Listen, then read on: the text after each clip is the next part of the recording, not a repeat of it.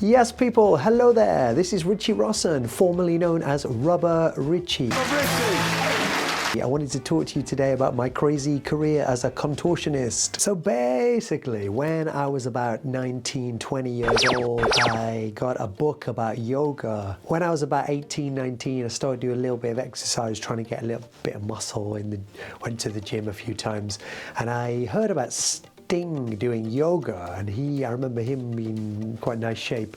So I bought a book about yoga, and I was looking at the pictures, I was laughing at all these funny poses people were doing, and I sat at home, did the poses, did the stretching, and slowly I got more and more flexible. And I was watching a lot of Jackie Chan movies, the Shaolin monks, and I was seeing them with their leg in the air.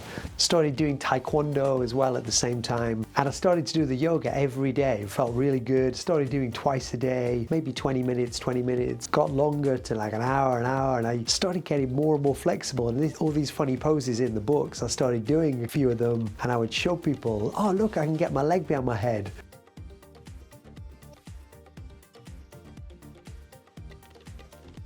Oh look, I can get 2 legs behind my head, 3 legs behind my head, 4. And people's reaction was crazy, they loved it. And I'm a big show off. I kept showing people, I had a girlfriend at the time. Once I was in a group of people, she was there, I showed people, and she said, when we were alone later, I never want you to show that to anyone else again. Sorry, I did.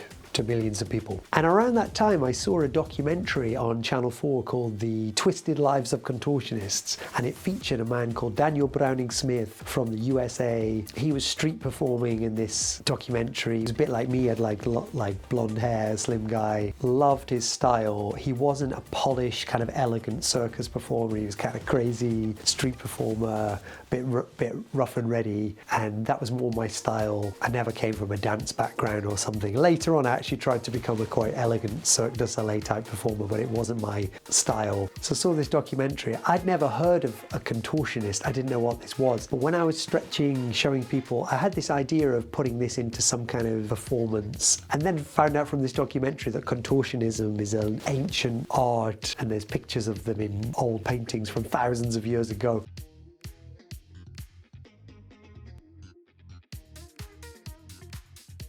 So then I got obsessed with it. I started stretching 3 or 4 hours a day, chatted with some people on forums on the internet, just before the days of Facebook maybe, in about 1999. Before that I was a musician.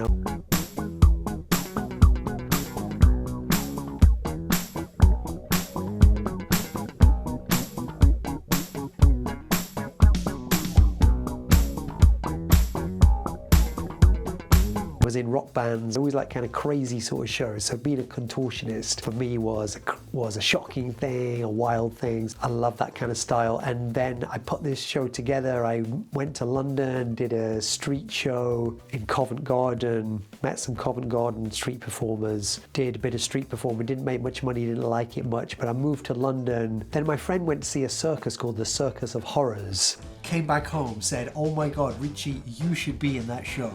I sent Hayes some of my photos over email. Hayes got straight back to me, said, I want to come and see you perform. He came to see me in Covent Garden. I did a show for about 3 people. One person put 50p in my hat. Hayes took me for dinner, offered me a job in the Circus of Horrors. I went up to Stockton-on-Tees, did a month of shows with them, 2 shows a day, every day. Crazy show to be in. All sorts of performers. There were acrobats, musicians, circus, trapeze acts. Up's an important part of performing. And I went for a different style of like a smart gentleman. That became my look of wearing like a kind of suit and tie. I didn't wear the suit jacket because suit jackets, they sort of bunch up when you contort in them. So I wore the kind of 3-piece suit without the jacket with the bowler hat. I met a photographer in a club and he did some shots of me, sent those shots to agents and started getting bookings at corporate events and other things. You need to subscribe. Meg Han subscribed. Why don't you? And I ended up on a lot of TV shows. I actually went through the TV guide. That's my TV guide! And just contacted loads of TV shows that I thought might have me on. So a lot of them were like magazine type shows that had all kinds of guests every day. So the first one was the Richard and Judy show. If you live in the UK and you're over 40, you will remember this show. Ritchie Rosson, or as he's known to his friends, Rubber Ritchie. It was on in the mornings, but then they had it on Channel 4 at like 6 p.m. It was about 8 million viewers. Actually really good looking, tall, and I bet he's good in bed. Exactly. Still the time kind of before really the internet, and well, the internet was just starting, so everyone's still watching TV. 8-9 million viewers, I think. When I was on the Richard and Judy show, it was a live show, and they said to me before the show, make sure not to swear, very important, you don't swear, don't tell any rude stories. And I'm not really a kind of sweary kind of guy, but because they said this, I'm in my head thinking, oh, don't say this, don't say this. Richard and Judy asked me to show them some tricks. I get on the floor doing some stuff, standing on my head, and Richard Madeley, the first thing he asked me was, what happens to your privates when you do that? And I'm standing on my head, and off the cuff, I said, oh, they hibernate.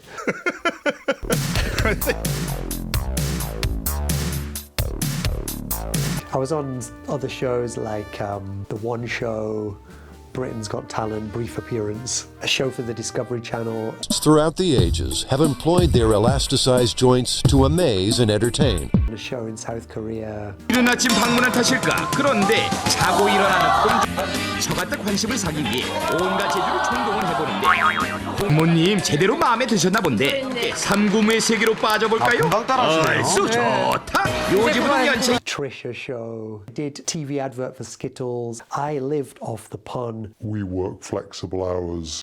I did a shoot for Kwik Fit where my photo was on the back of buses all around the UK. My friend used to be stuck in traffic with me staring back at him every morning. But the best thing I did was a part in a Harry Potter movie, The Goblet of Fire. Who wrote Harry Potter?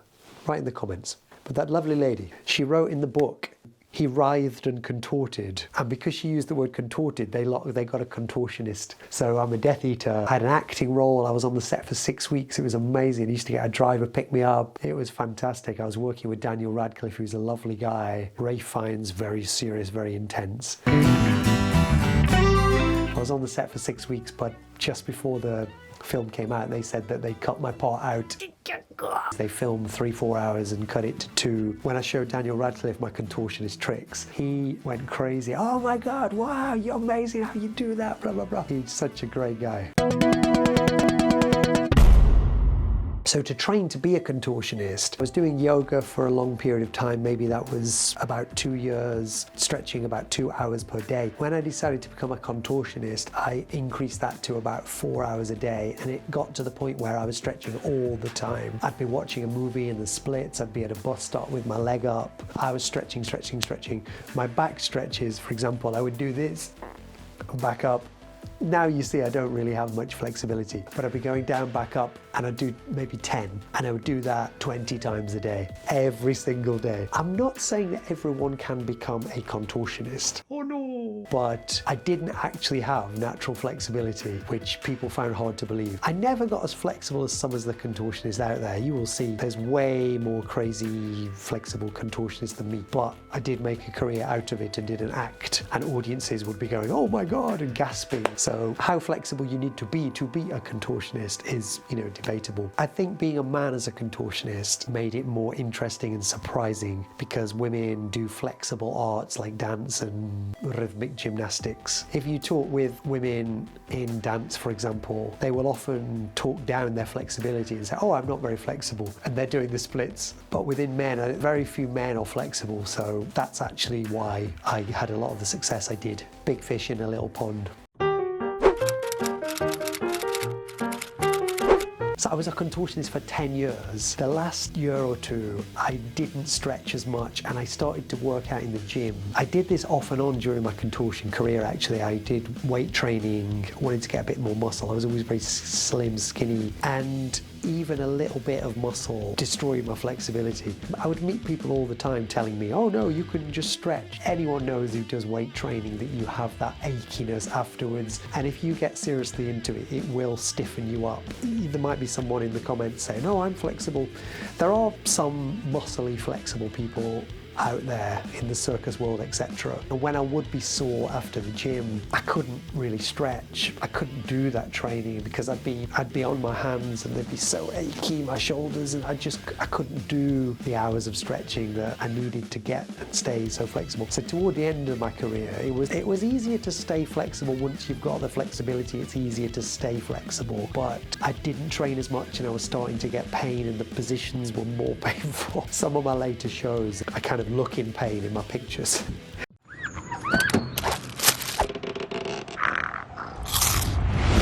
Although I used to get paid really well to do it, I started to think about coming to an end with it. And what I did is I was trying to become a clown, which I kind of am now.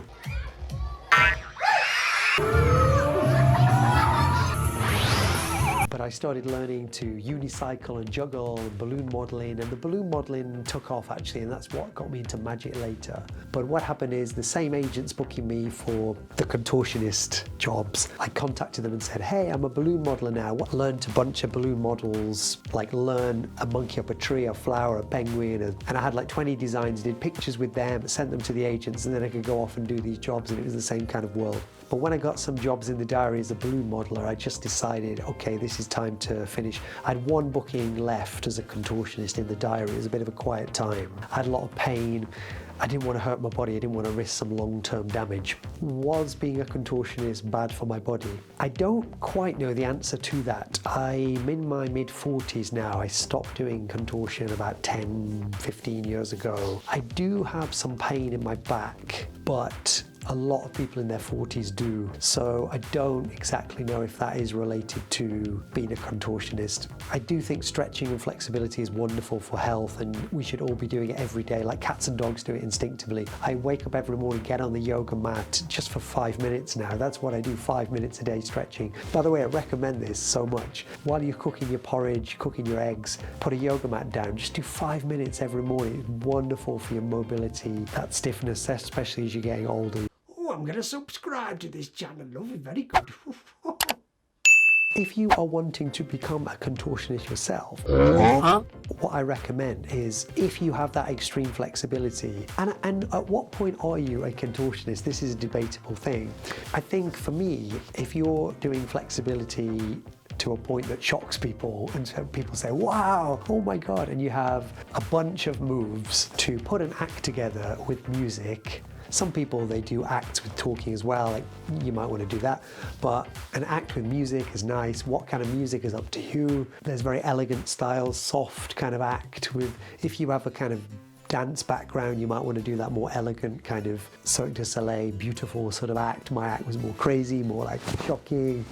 So get an act together, do some shows at events, maybe a talent competition, get video footage of your shows, get photos, go in a studio and do professional photos. It looks so nice, agents love it for their websites. Send agents your photos and videos, get a website, get social media, but do get a website as well. Get some business cards made, nice costumes, whatever that's gonna be. Do a mix of shots, have a nice costume like a circus costume or something like that, but also do shots of things like in a business suit. Things like you sitting at a computer with your legs behind your head. That's a really cool shot for a contortionist. And they like that in the corporate world because they can have an idea of you doing a photo shoot for a bank or something like that. It's a classic funny image of an office worker doing the splits or an office worker typing with their legs behind their head. Or if you can do something like type on the keyboard with your feet, that is classic. Put things on social media like that as well, really cool videos. Hey guys, do you have any questions about my life as a contortionist?